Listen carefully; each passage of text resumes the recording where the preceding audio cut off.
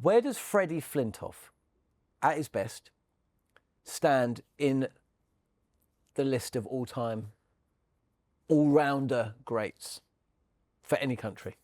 It's interesting, isn't it? Because like his numbers are probably not going to mean that he's always in that conversation. But are you aware of the phrase "the streets will remember"? Yeah. Which is like, you know, and so that's become a big thing on the internet now of like, you know, those sorts of players. Flintoff's the ultimate version of that. Like there was a period of time where it was like, who would you rather have in your team, Flintoff or Callis? And lots of people were like, I don't know, maybe Flintoff because he gives you more energy and, you know, and more dynamism. But realistically, look at their numbers. They're not even comparable, right? So I think he's a fascinating one. His numbers aren't that much worse than someone like Ben Stokes' numbers though, are they? Like overall, like he could bat and he could hold a bat and he was probably, I would say, a much better bowler than Ben Stokes. Not quite the same level of athlete in the field, but he was a great catcher as well. He's a really good player, but I'm not sure he goes down as like one of the greatest all-rounders of all time. I think he's one of the greatest. And don't ask me and him, ask the nation. A game changer, complete game changer. Entertainer from when he first started coming into the team. Little things that you remember, not bad for a fat lad. You know, that was one of his interviews, which when he was stung and the media got on his case that he was out of condition. Game changer, certainly in Ashes, that you would remember little passages of play. Game changer, the over that he bowled at Jacques Callis. You know, people and I was one, working on the edge of your seat, you know what's going to happen. And one of these players that would seize a moment. And that was his greatness. He would know how to seize a moment. I'm with Jared. I mean, you look at the figures and you think, right, good cricketer. It's far beyond that. You know, he lifted a nation. He did. The question involved 3 words, at his peak. At his peak. Yeah, at his peak is different, isn't it? Yeah. And because if you go past 2 years, if you look at his career over the course of it, or past that peak, which was probably from about 2003 to 2008. I mean, he was still good at 9, wasn't he? I don't even think it was. He was probably, but he was starting to finish by then. He was really. Yeah, his knees were going, weren't they? There's a massive frustration from Andrew Flintoff because he couldn't cope with his injuries. His injuries ended his career prematurely. He hated cricket. Had to get away from cricket. Did loads of things. And then, do you remember he came back and played that one game for legs in the T20? He did it. He played in the T20 finals day. He was in a documentary about fish and chips. And then 2 days later, he was in finals day. That's it. And then he and I, we did nonsense singing. Yep, and he fell over. Him dressed as Elvis Presley. He got a real diva on because he wanted the full Presley suit. And so, you know, there were wonderful moments with Andrew Flintoff. And as I say, that he's a people's champion. And I know what you're saying about figures and is he Gary Sobers? No, he's not. No, I'm not mentioning figures. That's why I said at his peak, because at his peak he carried a nation.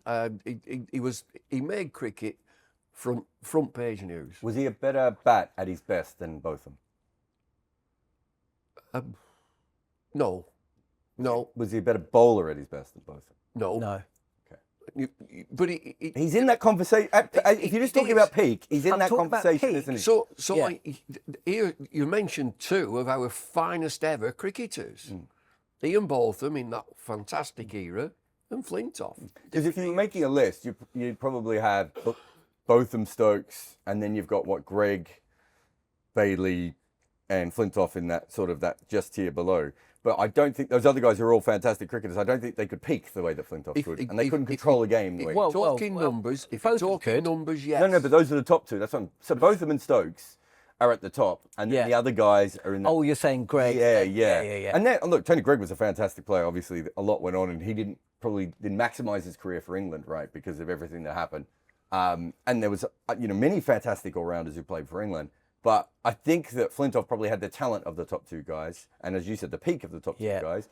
But overall, he's probably. If you look at the length of Botham's career, that's where he and he's had the peaks you know, of 81 and all that. Yeah. You know, when Stokes did what he did at Headingley, you know, it was Botham's Ashes and that was Stokes at Headingley. But Botham did it for so long. Yep. And I suppose the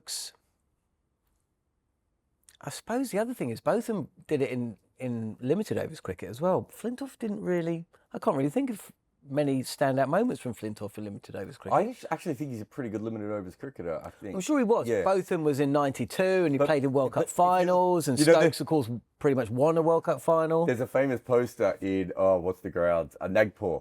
And it's got all the great old cricketers up, and it's got little quotes about, you know, how great each cricketer was. And then for Botham's, it was like, what an incredible all-rounder. Very disappointing in ODIs. Like, what a weird thing to put on his poster on the wall. You put a poster up of him here. How many finals did Botham play in? He must have played in... Well, he opened the batting, he won. Exactly. 92? Yeah. Was that 92 and 87? He played in 87 as well, yeah. He'll have talked his way into opening the batting. He will. I'll go in first. Leave it to me. How old was he in '92? He was opening the batting for England in a World Cup final. He's 70 this year. Yep. So what's that? So he was 33 years ago. He would be... Well, his career started in the late 37. 70s, When right, and finished at about 94. That's a long time for an all-rounder to be operating at the highest level. Yeah. Especially with what he's consumed. Well, that's true. That is part of it as well, isn't it? That there is a legend status that England all-rounders get, and the personality. Ben Stokes is like 80% personality, right? Well, I mean, again, you the three that were mentioned, his personality, charisma. Yep. You know, it comes back to people's champions. It gets people interested in the game. And as I say, you finish up at front page news when we can be tucked away anywhere, cricket. Front page news with all those three. Is he the last properly famous cricketer in this country? Because Stokes flirted with it, but I'm not sure if Stokes ever quite got to the level of Flintoff. That's a really good question. I would say that, you know... I mean, you've got to watch this space with Ben Stokes, and when he finishes his career... No, but I mean, doing even all in his sorts of career, things. like, if you watch a show like Pointless, like Yes. I reckon if you put both of them on, I think Stokes would be lower than Flintoff, even in 10 years' time. Just Flintoff was so famous, and maybe some of that is 2005, and the rush that you got from that. So when Goffey... Goffey's another one, yeah. When Goffey came to talkSPORT, right, 2009, and I toured around the country with Goffey, the Ashes was on, and we were doing some bits. More people, I mean, it's anecdotal, but more people recognised him from Strictly Come Dancing. Yeah. Yeah. And he was hosting primetime Saturday night TV, The Wall or something, The Hole in the Wall or something. He was wearing a silver jumpsuit and doing whatever. But he was getting 20 million people watching it. Flintoff, after he left cricket, went down the same route. Okay, behind the paywall a little bit more, but League of His Own or League of Their Own, whatever it's called. I never actually watched that it. show that he's on? Yeah, that show. And then Top Gear. All the which led to the documentaries crash, as well, of course. and all the, you know, he's on TV a lot. I can't think of another KP, I suppose. It's KP, it's different. But you know what? I like, is it the same? Sometimes when I'm flicking through TikTok, like there'll be like the chat shows will come up, and it's really obvious to me that KP and Freddie are the two guys that all the chat shows went to, and they don't care about cricket, right? Like it's usually like, I don't know, Flintoff and some starlet, and he's explaining cricket too, right? It's like, you know, and it's KP and some starlet. So there is a dip. They did reach a different level, didn't they? And I think Flintoff's actually thinking about it. I remember watching KP on Graham Norton, and it was really awkward viewing because Graham Norton was still trying to gear the conversation to cricket. Flintoff, if he's on Graham Norton, he's not talking about cricket. He's Freddie Flintoff, right? It's the personality. But yeah, I think you're right. I don't think there's been anyone since Flintoff who's reached his level of fame. Bumble? I agree. Bumble's pretty famous. Every time there's an old cricket game on Sky, my son runs in and goes, "Bumble's on again!" It's like, yeah, he's done a lot of comms, mate. But you played with both of them. I mean, you were around the England team and around the scene. What was he like? Well, mayhem. Absolute mayhem. How famous was he? Unbelievably famous. I must have told you, we've gone into a commentary box. You know them sort of green boxes that they put on scaffolding? Yeah. So I've gone in, and there's no room in them, and they're very basic. There's a fella sat there reading the paper. Who's that? Eric Clapton. He just sat there. Eric Clapton. I mean, that's beef. When he lived in Worcester, they were all, he lived in this village, and they were at the ground, all these rock stars, going back to Beefies for a cup of tea. I'll bet. Mick Jagger, Yeah, I don't think he would be there. Elton John.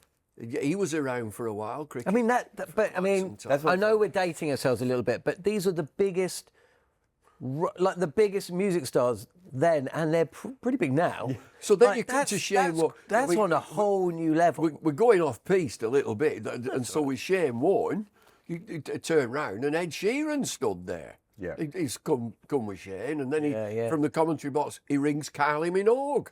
It's a different level of fame, and like, it's still incredible to think that like Top Gear was probably one of the biggest TV shows in the world, and Flintoff is the person that is chosen, to be honest. Like, I still remember hearing that, just going, I just don't think Swanee would get that gig. So I'm not sure they would. I'm not sure that Bob Willis, although he would have been great on that.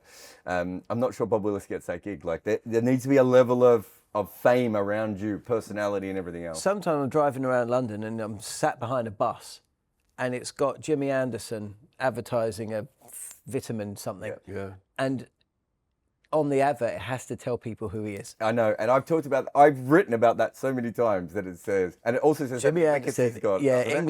England bowler or something. And I'm like, oh, that's so bad, because you're not famous if you have to do that. Exactly. Right? And it's a real shame, because Jimmy Anderson is probably a better cricketer than Freddie Flintoff, but fame is a weird thing, and as you said before, Not a people better share- batter. Well, he had a better reverse sweep.